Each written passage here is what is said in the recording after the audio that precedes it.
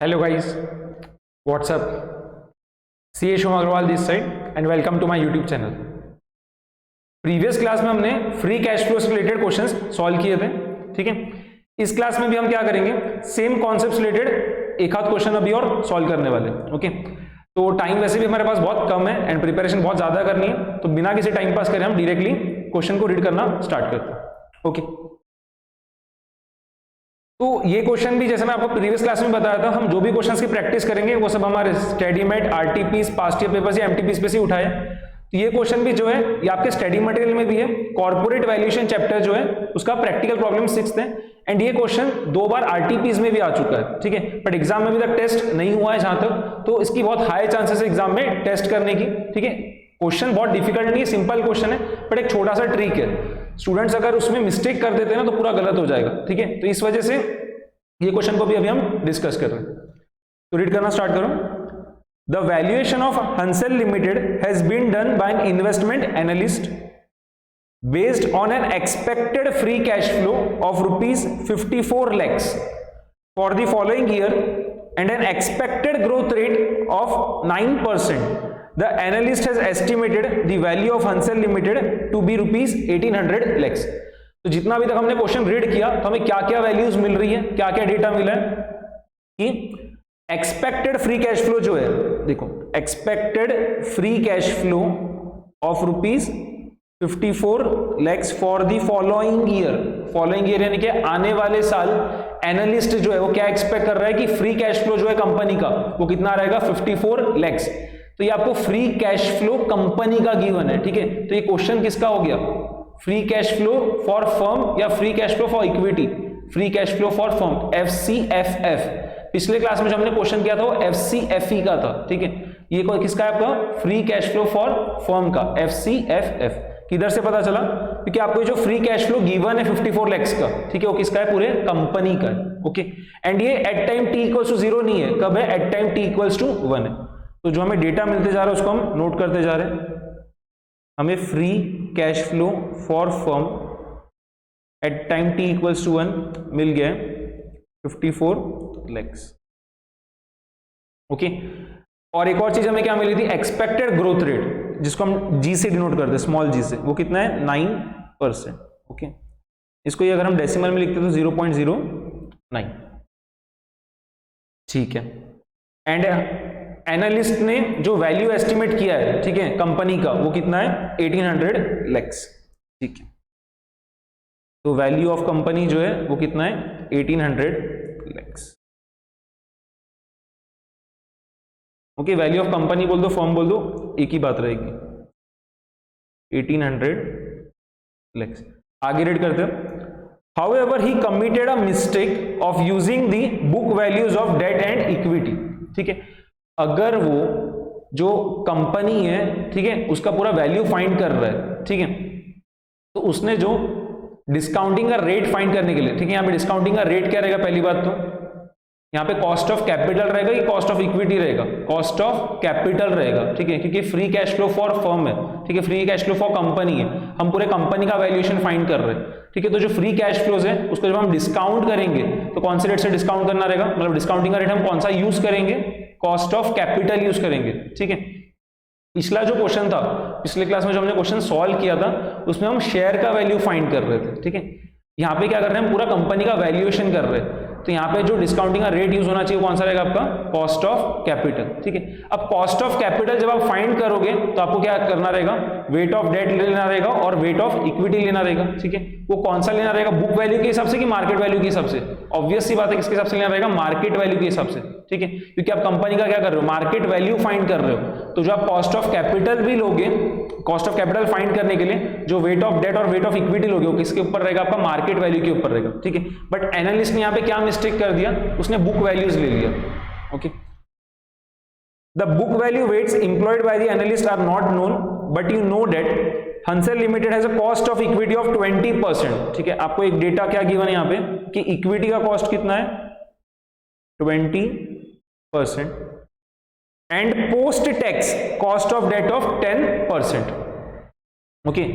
Post tax cost of debt कितना given है, 10%। The value of equity is thrice its book value. देखो अब आपको जो डेटा गिवन है बहुत इंपॉर्टेंट है कि इक्विटी का जो वैल्यू है वो क्या है, बुक वैल्यू से 3 गुना है, ठीक है। Market value of equity is thrice its book value, whereas the market value of its debt is 9/10 of its book value, ठीक है। डेट का जो मार्केट वैल्यू है debt is 9/10 of its book value. Then you have to find the correct value of Hansal limited, आपको correct value find करना है, ठीक है।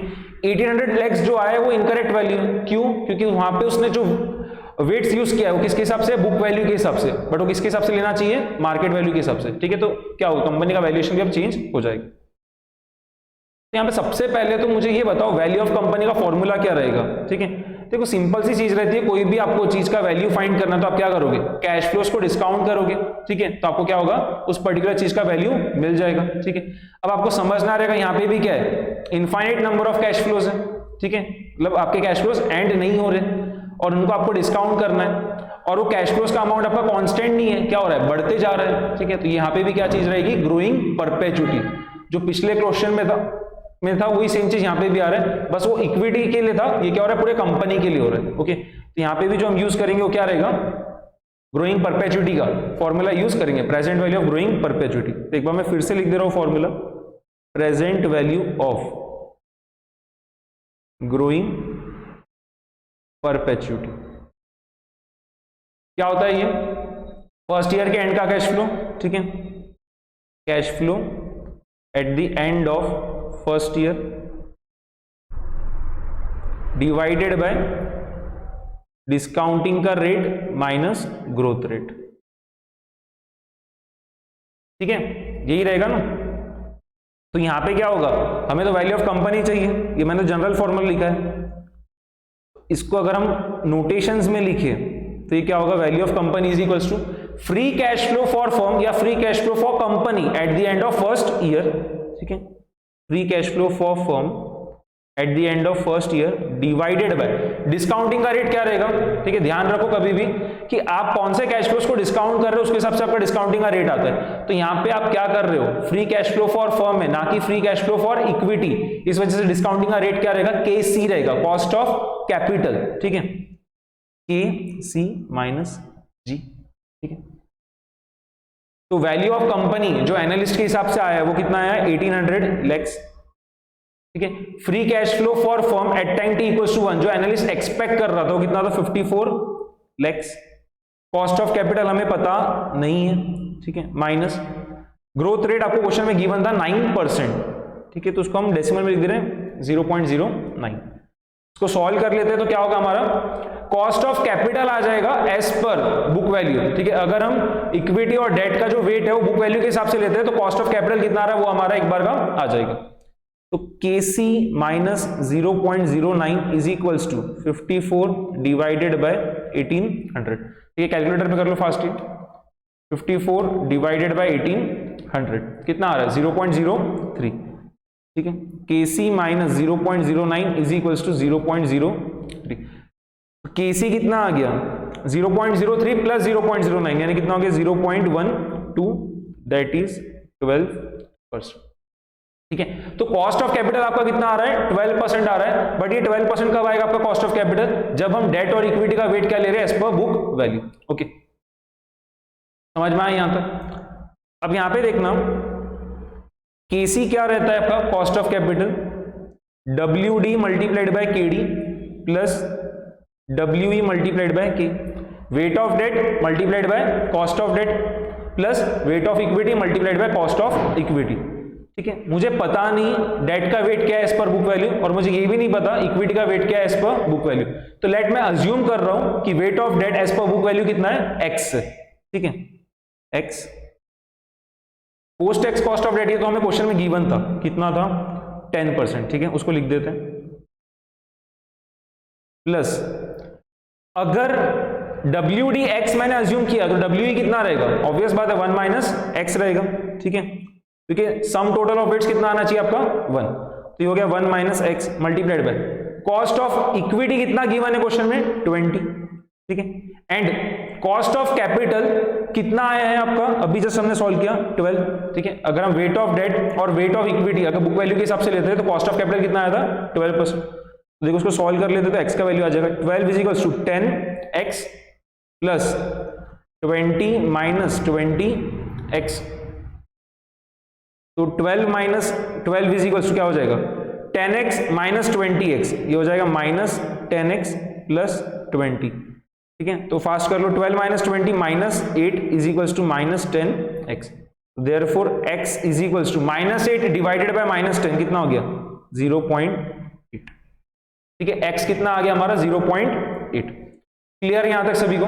ठीक है, तो ये जो x हमारा है ये क्या चीज है, weight of debt as per book value. ठीक है, डीवी यानी बुक वैल्यू हो रहा है, ये कितना है 0.8।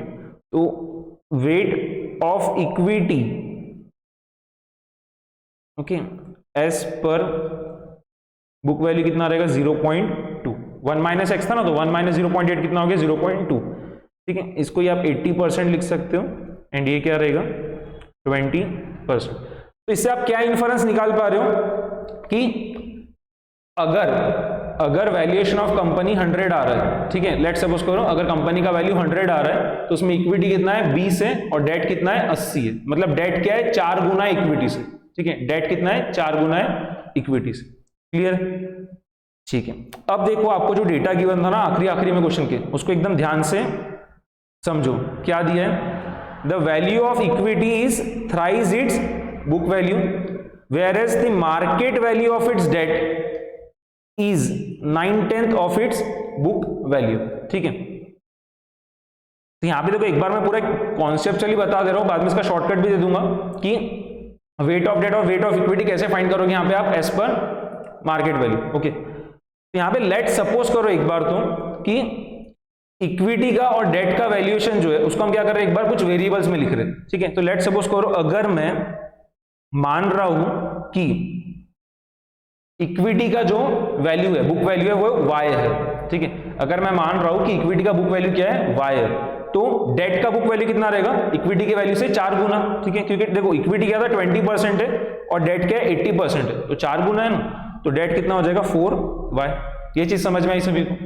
ठीक है, अगर मैंने अज्यूम किया कि इक्विटी का जो बुक वैल्यू है वो y है, ठीक है, तो डेट का बुक वैल्यू कितना रहेगा उससे 4 गुना, यानी कितना हो गया 4y। ओके, अब ध्यान से समझना, ये बुक वैल्यू के हिसाब से मार्केट वैल्यू क्या रहेगा, आपको क्वेश्चन में क्लियरली बोल रखा था। क्या बोल रखा है क्वेश्चन में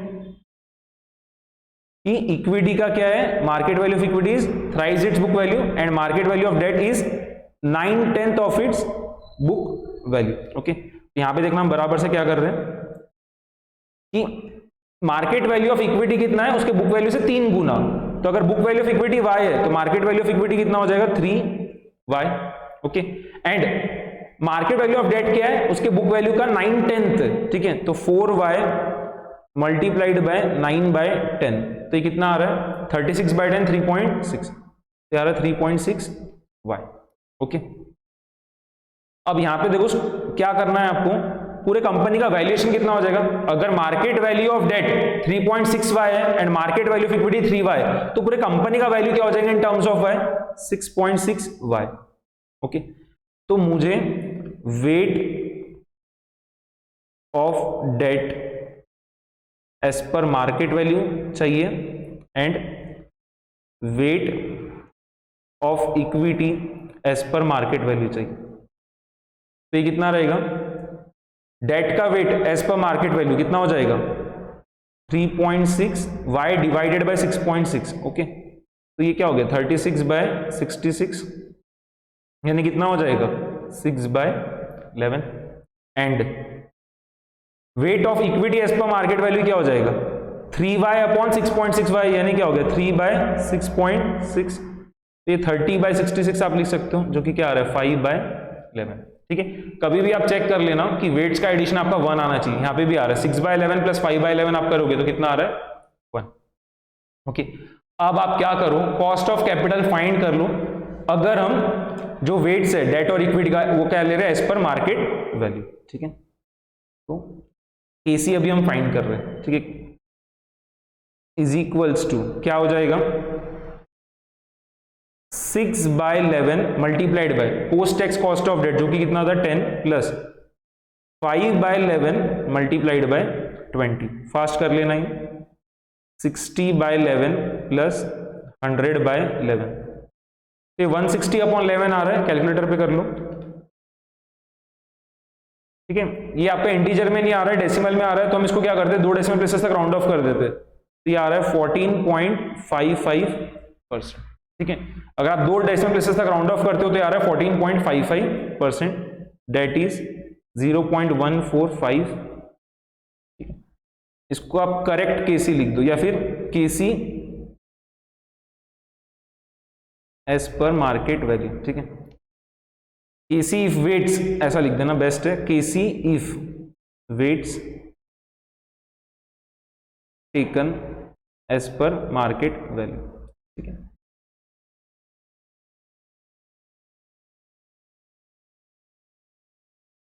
क्लियर है। अब बस क्वेश्चन अब यहाँ पे यही सबसे मेन पार्ट था आपका। अब क्या है, एक आखिरी में फिर से हम फॉर्मूला यूज करेंगे, सिर्फ क्या करने वाले हम केसी को चेंज करने वाले, जो पहले 12% था उसकी जगह क्या लिखेंगे हम 14.55%। तो हमारा क्या होगा, करेक्ट वैल्यूएशन जो है कंपनी का आ जाएगा। ठीक है, तो correct value of company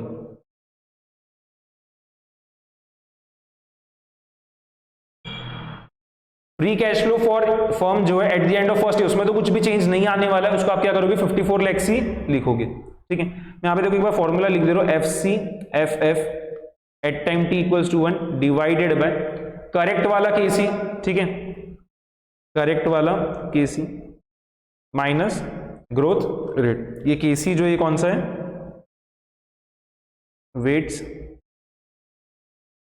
taken as per market value. Okay, तो इसको आप 54 लाख लिख दो। ये जो है इसको आप क्या करो डेसिमल में 0.1455 लिख दो, अभी जस्ट हमने फाइंड किया, एंड जी के जगह 0.09 लिख दो, आंसर आ जाएगा।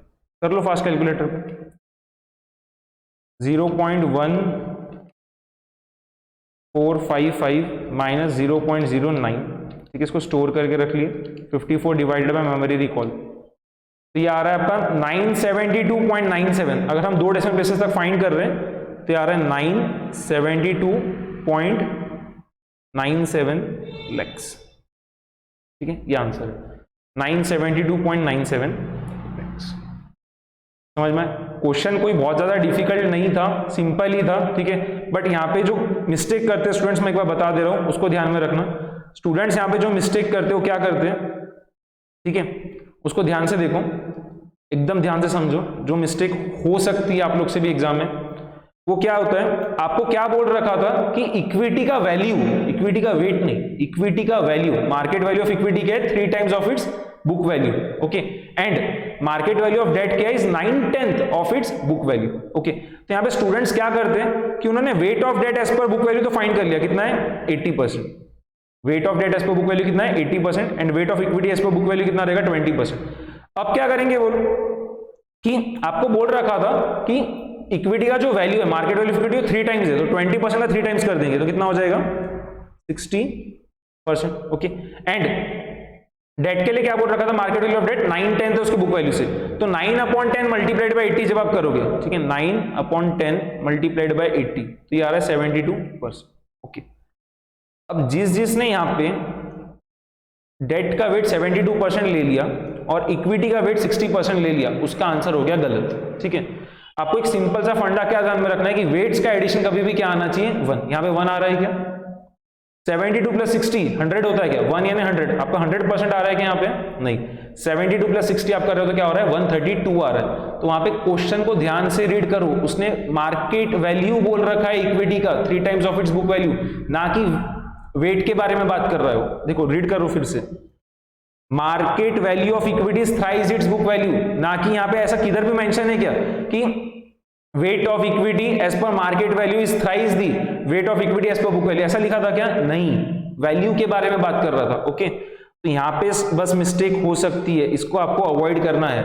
अगर किसी ने भी यहां पे weight of debt as per market value ले लिया 72% and weight of equity as per market value ले लिया 60%, उसका आंसर हो जाएगा गलत। ठीक है, अगर आप ऐसा कर भी रहे हो तो आपको सिर्फ क्या ध्यान रखना है कि 72% नहीं आया, ये 72 आया, ठीक है, ये आपका 72 आया और ये आपका 60 आया, ठीक है, ये आपका 60 आया। तो 72 और 60, ठीक है, मैं इसको तो ग्रीन कलर से लिख रहा हूं पूरा, 72 और 60, तो पूरे कंपनी का वैल्यू कितना हो गया 132।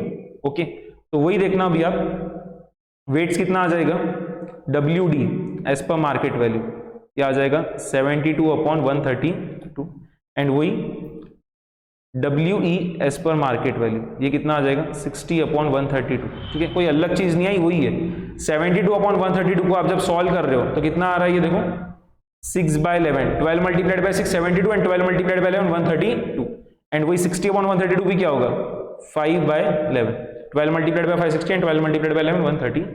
ओके, तो आप ऐसे भी निकाल सकते थे weight of debt as per market value and weight of equity as per market value, ठीक है, या फिर जैसे हमने पहले किया वैसे भी आप कर सकते थे।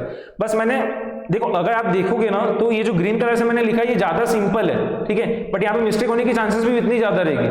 अगर किसी ने भी यहाँ पे क्या करा 72% ले लिया, ठीक है, weight of debt as per market value 72% ले लिया and weight of equity as per market value 60% ले लिया, तो उसका जो कॉस्ट ऑफ कैपिटल है वो क्या आएगा, गलत आएगा। और कॉस्ट ऑफ कैपिटल अगर उसका गलत आया तो ऑब्वियस सी बात है जो कंपनी का वैल्यूएशन आने वाला है, ठीक है, वो भी क्या आएगा, गलत आएगा। इसके लिए मैंने वो चीज पहले अवॉइड करी और थोड़े लेंदी तरीके से आपको बताया, ठीक है। तो ये क्वेश्चन सिंपल ही था, बस ये जो ग्रीन कलर का पार्ट है इसको एकदम अच्छे से ध्यान में रखना, ये परसेंटेज नहीं है, ठीक है, ये चीज जो है ये परसेंटेज नहीं है, ये 72 है सिर्फ और ये 60 है, 72% और 60% लिखने से ही गलत हो जाएगा, क्लियर है। तो यहाँ पे जब आप वेट ऑफ डेट फाइंड करोगे एज पर मार्केट वैल्यू तो 72 अपॉन 72 प्लस 60 यानी 72 अपॉन 132 आएगा and weight of equity as per market value क्या आएगा 60 अपॉन 132 आएगा। ओके, ठीक है, ये क्वेश्चन सिंपल ही था। फॉर्मूले वगैरह में सिर्फ हमने क्या चेंज किया, देखो पिछला वाला क्वेश्चन जो था, पिछले क्लास में हमने जो क्वेश्चन किया था free cash flow for equity से रिलेटेड था, ये free cash flow for firm से रिलेटेड था, ठीक है। यहाँ पे क्या हुआ, फॉर्मूले में सिर्फ हमने क्या चेंज किया, वहां पे वहां पे KE आया था, कॉस्ट ऑफ इक्विटी आया था, ठीक है, क्योंकि वहां पे FCFE था, यहाँ पे FCFF है, इसके लिए यहाँ पे क्या है KC आया है। ओके, एंड एनालिस्ट ने यहाँ पे मिस्टेक कर दी थी, जब वो मार्केट वैल्यू फाइंड कर रहा है कंपनी का, ठीक है, तो उसने जो वेट्स लेने चाहिए तो एज पर मार्केट वैल्यू लेने चाहिए थे, बट उसने बुक वैल्यू के हिसाब से ले लिया, तो उसका केसी गलत आया था, ठीक है, तो उसको हमने क्या करा, सिर्फ करेक्ट करके फाइंड करा, तो करेक्ट वाला केसी ले लिया तो क्या हो गया, करेक्ट वैल्यूएशन भी कंपनी का आ गया। ओके, तो आपकी मर्जी, आपको कौन सा यहाँ पे क्या कह सकते हैं अप्रोच यूज करना है वेट्स फाइंड करने के लिए, ठीक है, वेट ऑफ डेट और weight of equity as per market value find करने के लिए, या तो आप ये वाला अप्रोच पूरा यूज कर सकते हो, ठीक है, ये वाला अप्रोच आप पूरा यूज कर सकते हो, ये जो मैंने पहले बताया, या फिर आप ये ग्रीन वाला अप्रोच भी यूज कर सकते हो, बट उसमें ध्यान में रखना कि मिस्टेक बिल्कुल भी नहीं होनी चाहिए। ओके, समझ में आ गया सभी को।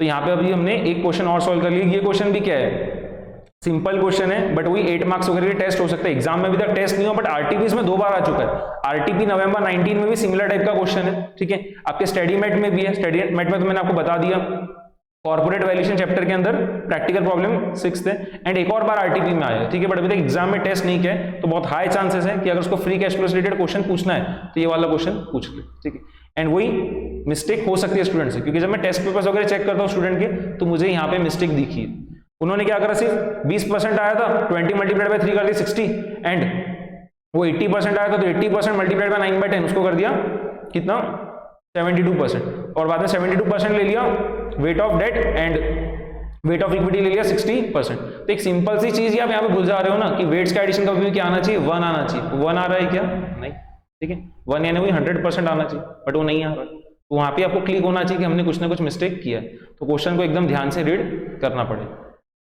ओके, तो अब नेक्स्ट क्लास में हम क्या करेंगे, अब नेक्स्ट कॉन्सेप्ट से रिलेटेड कोई क्वेश्चन सॉल्व करेंगे, फ्री कैश फ्लो से रिलेटेड जो क्वेश्चंस अच्छे थे वो मैंने मतलब यहाँ पे डिस्कस कर लिए, ठीक है, इसके अलावा अगर कोई और एक आधा क्वेश्चन आता है तो उसको हम क्या करेंगे, बाद में कवर कर लेंगे, मोस्टली तो नहीं है। अब हम क्या करेंगे, नेक्स्ट कॉन्सेप्ट से रिलेटेड कोई ना कोई क्वेश्चन सॉल्व करेंगे, ठीक है, या फिर एक क्वेश्चन और करेंगे आपके स्टडी मेट के अंदर ही है, वो थोड़ा लेंथी क्वेश्चन है बट सिंपल है, ऐसा उसमें कोई बहुत नया कॉन्सेप्ट यूज में नहीं आ रहा है, हाई ग्रोथ एंड ये वाला है स्टेबल ग्रोथ का, ठीक है, कि आपका ग्रोथ रेट क्या हो रहा है, बढ़ते जा रहा है, एंड बाद में क्या ग्रोथ रेट आपका कांस्टेंट हो गया।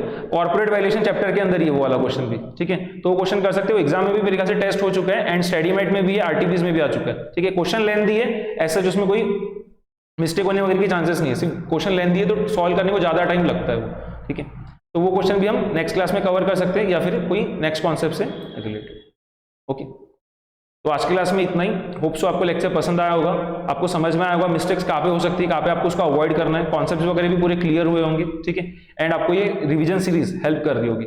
ओके, तो अगर आपकी रिवीजन सीरीज हेल्प कर रही है तो प्लीज चैनल को सब्सक्राइब कर दो, ठीक है। लाइक बटन जो उसको प्रेस कर देना, एंड आप क्या करो, ये चैनल को आपको ज़्यादा से ज़्यादा दोस्तों को आप रिकमेंड कर सकते हो, उनको भी बहुत ज़्यादा हेल्प होगी एसएफएम के रिवीजन की। ओके, तो थैंक्स फॉर वॉचिंग, एंड हम कल मिलेंगे और 2 क्वेश्चंस को और डिस्कस करेंगे एसएफएम।